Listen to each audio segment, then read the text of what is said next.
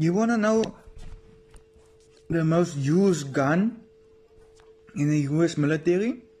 It's the M14 and M16, which is currently the best gun out there used in the military because of its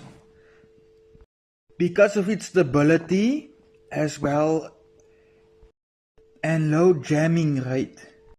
One of the best handguns is the Glock 19 and the Glock 17, which is currently the best guns I would recommend when it comes to self-defense. The Glock gun is also often used by law enforcement.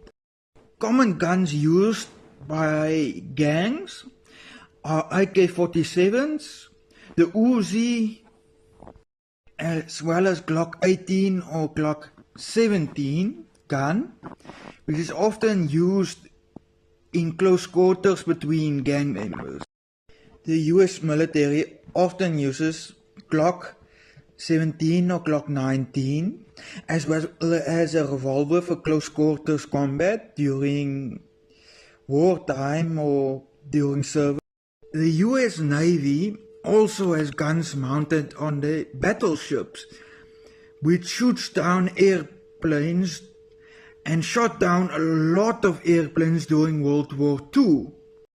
If you like my content, stomp that like button and murder that subscribe button, and peace.